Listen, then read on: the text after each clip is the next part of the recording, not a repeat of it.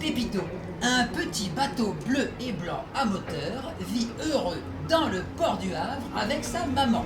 Oh ben la voilà justement qui arrive. Voilà, c'est Gilberta qui entre... Ah, Monsieur Moustache, son patron. Attention à la houle. En avant largon les amarres, c'est parti, le moteur démarre. Madame, mais quelle odeur! Les fumées noires me donnent mal à la tête. Madame, où sont les fleurs? Ces fumées noires les ont fait disparaître.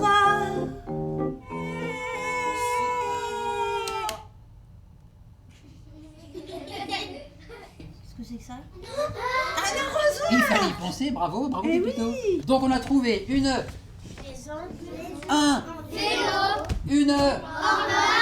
Notre héros est un petit bateau. Ce bateau s'appelle Pépito et l'ami sans Carré. ont inventé des objets recyclés. Pépito les montre à Gilles. Gilberta parle à Monsieur Moustache.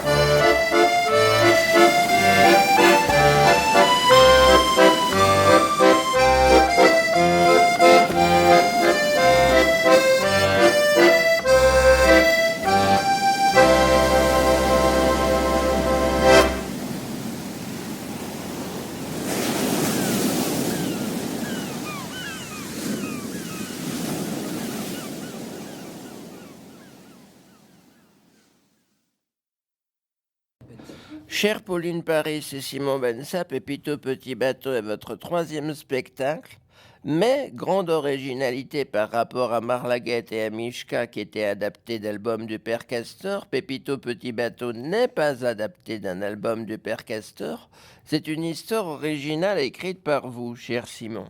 Alors nous allons en parler et vous allez me parler tous les deux. J'ai quelques questions à vous poser à propos du spectacle. Mais avant toute chose, pour entrer en jeu, si je puis dire, enfin pour commencer, je vais vous laisser interpréter a cappella une chanson du spectacle. Petit bateau, l'ami Piotr et Sangaré vivait heureux dans le port du Havre sans se poser de questions. Un de Pépito ne faisait que voyager. Livraison sur livraison, c'était sa mission. Pam, pam. Voilà. Alors, première question. J'ai envie de poser quelques questions à l'auteur pour commencer, avant de poser des questions à l'auteur et aux deux interprètes. Mais Nous sommes aussi vous êtes les co-auteurs des chansons. Vous êtes les co-auteurs des chansons, ça, vous l'avez toujours été. Je pense que tant que vous travaillerez ensemble, et j'espère que c'est votre troisième, mais certainement pas votre dernier spectacle, vous en écrirez encore beaucoup d'autres, des chansons tous les deux ensemble, parce que vous avez une grande complicité à la fois dans le jeu sur scène et à la fois dans l'écriture des paroles et des musiques des chansons. Et je pense que vous apportez beaucoup l'un à l'autre quand vous écrivez, parce que le fait de travailler à deux, ça doit vous apporter beaucoup. certainement. Donc Simon, une première question. Pépito Petit Bateau est un conte écologique. D'abord, en quelques mots, le sujet, et ensuite, d'où est venue l'inspiration pour écrire cette histoire? Eh bien, le sujet, c'est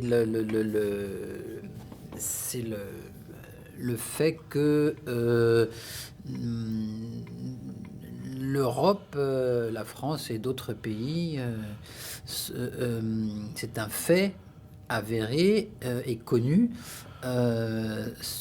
envoie des déchets encombrants, polluants, en Afrique et en particulier au Ghana. C'est un documentaire que j'avais vu à la télé et qui m'avait choqué sur ce thème.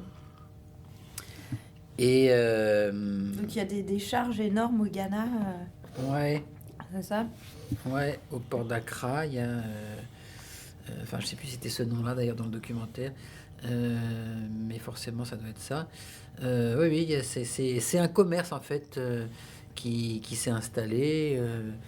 Où je pense que le Ghana doit être un peu rétribué pour accueillir toutes ces ordures. Et puis après, oui, il y a effectivement un commerce plus souterrain de gens dans la population qui viennent se servir dans la décharge. Et bon, voilà, je sais que c'est... Mais ça détruit quand même le pays. Et par ailleurs, ça détruit, oui, écologiquement, c'est dramatique. Mais moi, j'étais plus choqué par l'aspect humain, en fait, au départ, que par l'aspect écologique, même si c'est complètement lié.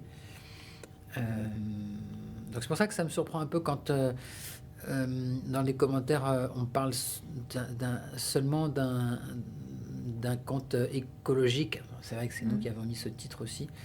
Mais on peut même dire qu'il y a une dimension humaniste. il y a une dimension humaine là-dedans, oui, qui est au moins aussi remarquable que la dimension Oui, c'est un mélange des deux.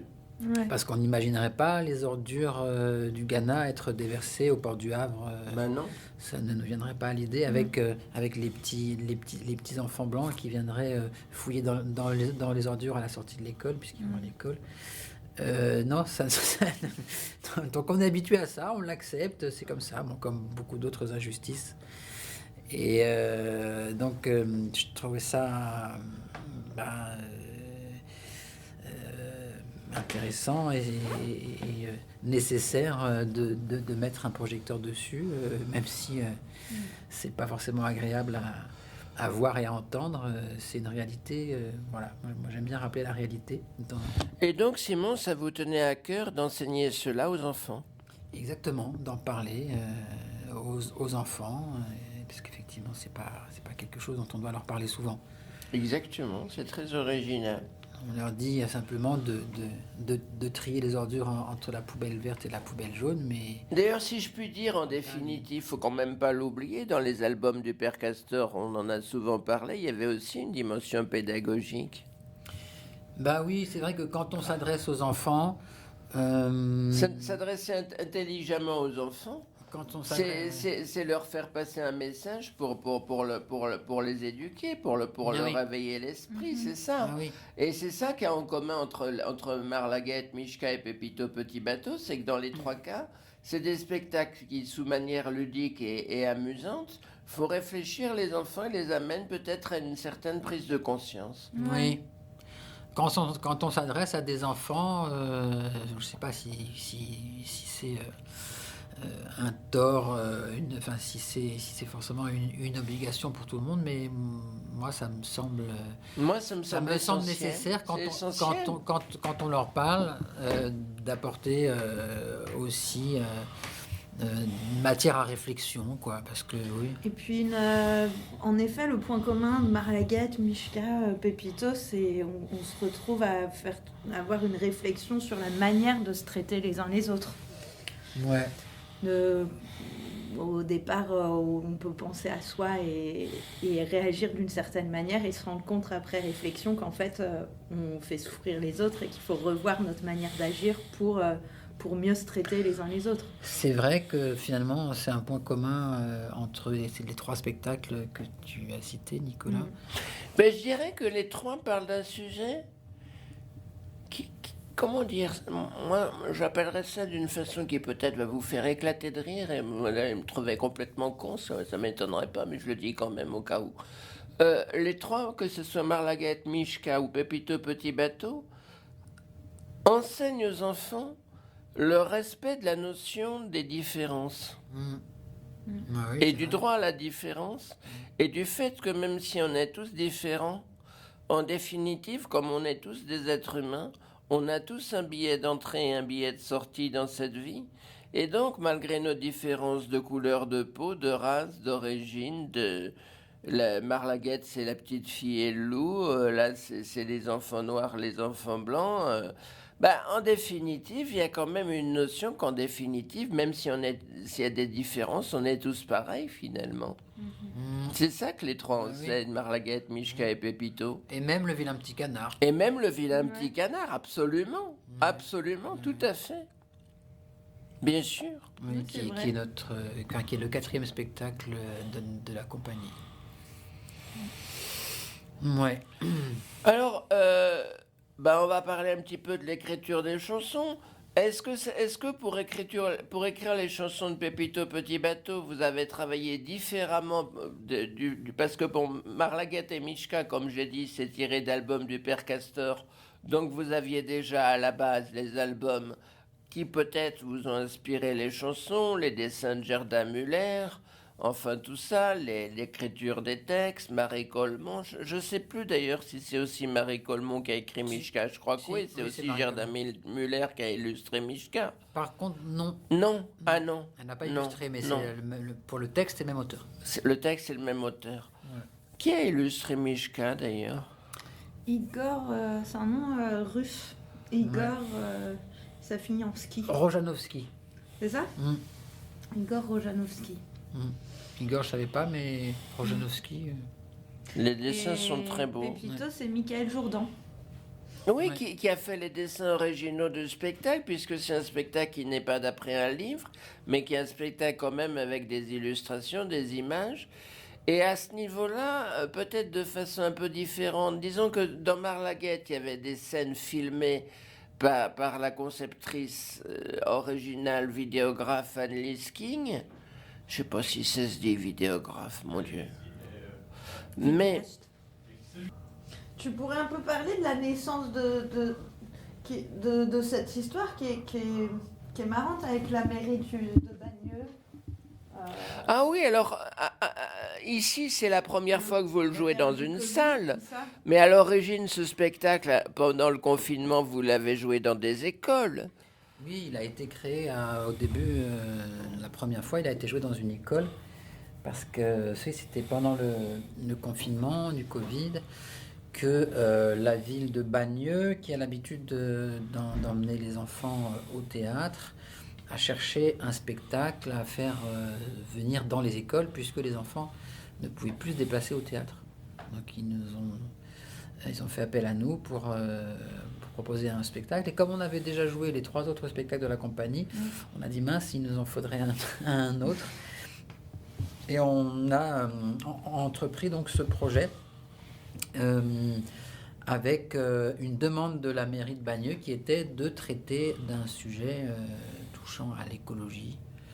Et voilà, c'est pour ça qu'on est parti sur cette histoire. D'ailleurs, on avait eu un premier projet d'adaptation d'un livre, La Petite Maison, je crois, qui était un livre américain des années 60. Ouais. Et les droits ont été refusés par l'éditeur. Donc on s'est rabattu sur Simon Benssa. On a bien fait. On n'est jamais si bien servi que par soi-même, si je puis dire. Et donc, oui, tu parlais des chansons, mais on a travaillé de la même façon que pour les autres spectacles. Oui. On a écrit les chansons, forcément en partant d'une première trame du texte, d'une première version du texte. On a lu ce texte ensemble, on a déterminé les endroits où on avait envie de mettre des chansons, et puis on se les est répartis entre nous. Et voilà, sur certaines chansons, on a écrit un peu ensemble, mais en général, c'est plutôt chacun de son côté. Oui, on se met d'accord sur les endroits où vraiment on se dit que là, il faudrait une chanson soit pour raconter l'histoire, soit pour marquer une pause dans l'histoire et l'émotion qu'on attend de cette chanson. Et après, chacun fait à sa sauce. Alors, moi, je vais parler un tout petit peu. D'abord, je tiens à dire que moi, c'est un spectacle que j'ai énormément aimé. C'était pas évident que j'aime autant un spectacle original, écrit par Simon Benssa, même si j'aime tout ce que tu fais, ce que vous faites tous les deux, donc ça m'étonnait pas que ça me plairait. Mais je dois dire que j'ai autant aimé Pépito Petit Bateau que Marlaguette et Mishka, même si c'est un spectacle à bien des égards très différent. C'est pas le même genre de spectacle au niveau visuel. C'est un spectacle peut-être à la fois plus compliqué et plus simple. C'est pas la même conception du théâtre. C'est tout à fait différent. Ça peut jouer dans une plus petite salle. Ça pourrait même se jouer dans une salle encore plus petite qu'à l'Essaillon. Mais moi, je trouve ça plein de poésie, plein d'inventivité, à la fois plein de sagesse, de philosophie, tout comme d'ailleurs Marlaguette et Mishka, parce qu'il y a aussi une dimension philosophique dans Marlaguette et Mishka, tout comme d'ailleurs de manière générale, à mon sens, dans tous les albums du Père Castor. Mais là, moi, j'ai trouvé ça à la fois, ça apporte du rêve et de la réflexion. Et le mélange de rêve et de réflexion, pour moi, ce que j'aime là-dedans, c'est que c'est une façon de prendre le public des enfants pour un public que c'est d'ailleurs souvent le cas, pour un public intelligent. Et moi, j'aime qu'on respecte les enfants. Oui, tout à fait, bah oui. Ça me fait plaisir que tu remarques ça. D'autre part, je tiens à dire qu'il y a eu un article très élogieux dans le Télérama de cette semaine, un article formidable, que Télérama, c'est loin d'être un journal facile, et que j'étais ravi que dans Télérama, qui est un journal pas évident, il y a un article aussi élogieux sur ce spectacle. Ça veut dire que même Télérama a apprécié, ce qui est un gage de qualité. Par contre, il me semble qu'on n'a pas raconté l'histoire du tout. Si, tu en as parlé un peu, Simon. De l'inspiration, mais est-ce que Le les sujet... auditeurs savent de quoi ça parle? Bah, vous pouvez... Qui veut résumer l'histoire, Pauline ou Simon? Peut-être Pauline. Pauline n'a pas beaucoup parlé, on laisse Pauline faire. Alors, c'est un petit bateau bleu et blanc à moteur qui vit dans le port du Havre avec sa maman. Et Gilberta. Gilberta, c'est un gros cargo qui transporte des marchandises jusqu'en Afrique, au Ghana. Mais elle ne sait pas ce qu'il y a dans ces containers. Et puis un jour, elle tombe en panne et elle ne peut plus redémarrer. Alors, c'est Pépito qui va se dévouer et partir au Ghana avec les marchandises. Et une fois là-bas, il va découvrir que ce qu'il transporte n'est pas ce qu'il pensait. Que ça ressemble plutôt à des poubelles. Ça va l'amener à une prise de conscience. Voilà. Et il prend conscience, donc il décide de ne pas laisser... Je ne sais pas si je raconte toute l'histoire. Peut-être pas. Non, faut pas raconter la fin. On va s'arrêter là. Faut laisser les enfants découvrir la fin. Ouais. Je crois qu'on a dit en gros l'essentiel. Ce que je voudrais vous demander tous les deux, si vous voulez bien, pour finir, puis après je mettrai un extrait du CD, et je mettrai aussi la bande-annonce et je vous demanderai à tous les deux de m'envoyer par mail des photos du spectacle pour mettre en visuel. Est-ce que vous voulez bien tous les deux me chanter a cappella une autre chanson de votre choix du spectacle? Oui. Laquelle? Ensemble, on peut faire la Sangaré, voir les bateaux qui vont bientôt partir au large. Un jour viendra, mon Pépito, c'est toi qui quitteras le Havre. Au Sangaré, si tu dis vrai, moi je serais tellement content. Même si tu as le mal de mer, tu voyageras comme ta maman. Que le temps est long, Pépito, impatient de revoir sa maman. Oui, Gilberta reviendra bientôt. Allons jouer aux cartes en attendant. Pom, pom. Juste une dernière question. Redonnez le nom de la personne qui a fait les dessins, parce que ça, j'aimerais bien qu'on le redise une dernière fois. Alors, c'est Michael Jourdan. D'accord. Et Est-ce qu'une petite anecdote Oui. sur Michael Jourdan, c'est que on a travaillé avec lui jusqu'au bout dans ce spectacle sans l'avoir rencontré. Ah oui. Oui, on l'a trouvé sur Internet et on s'est parlé par téléphone et par visio. Il nous a envoyé les dessins par mail et c'était fini. C'est pas mal. On l'a rencontré une fois à Paris. Oui, mais c'était 2 ans plus tard. Ouais. après la création du spectacle. Ouais, c'est vrai. Et alors, ensuite, il y a eu un décorateur qui a donc mis, retravaillé les dessins, enfin, qui les a conceptualisés. Voilà. Ludovic Meunier. Et puis, on a Thierry Jeanne aussi, qui nous a énormément aidé pour la mise en scène. Alors, Thierry Jeanne a travaillé sur tous vos spectacles. Oui. Même Le Petit Canard. Oui. Oui, hein. C'est votre assistant attitré, Thierry Jeanne. C'est un assistant, c'est ça. C'est un... On va lui faire écouter l'interview. Beaucoup à Thierry. Non, c'est notre metteur en scène, c'est bien plus qu'un assistant. Ouais. C'est quelqu'un qui travaille beaucoup avec vous, à qui vous devez tous les deux quand même beaucoup. Ouais. Ah oui. Mais quand même, il apporte énormément d'idées. On peut quand même dire que pour Pépito, il est moins intervenu, puisqu'il n'était pas à l'origine de la façon, enfin de la conceptualisation du spectacle. Il est venu quand tout était prêt pour nous aider à jouer les choses, à les mettre en forme, quand même à manipuler à imaginer aussi. la façon de les manipuler, tout ça.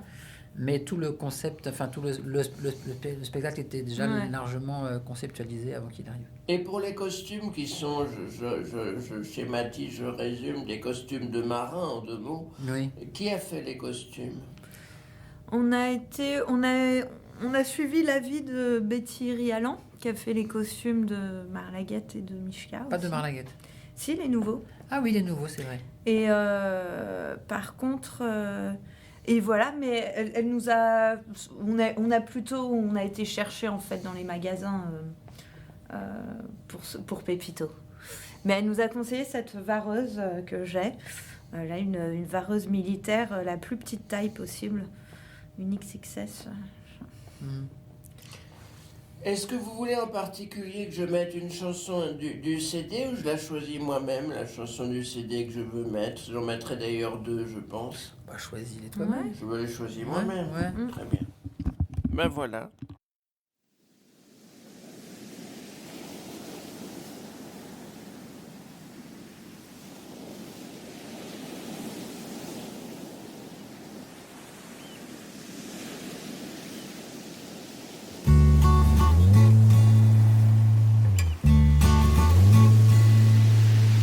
En avant l'Argon, les amarres, c'est parti, le moteur démarre.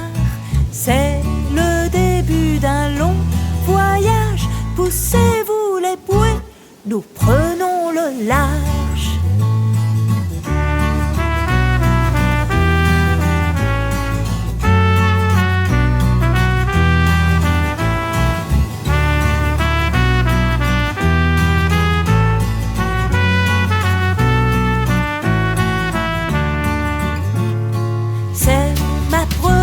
Fois en pleine mer, c'est maman qui va être fière. Piotr, es-tu prêt à faire la course? Mais si tu me doubles, je t'éclabousse. Il n'y a pas un bateau à l'horizon, on ne voit que des oiseaux et des poissons chargés d'une cargaison pour le Ghana. Suivons les mouettes qui nous chantent que c'est par là, la la la la la la. Qu'est-ce qui nous attend là-bas au Ghana? Reposons-nous, le vent nous pousse. Ce soir on verra la grande ours. J'espère qu'on arrivera bientôt. J'adore naviguer mais j'ai mal au dos. Toujours pas un seul bateau à l'horizon. On ne voit que des oiseaux et des poissons chargés d'une cargaison pour le Ghana. Suivons les poissons qui nous montrent que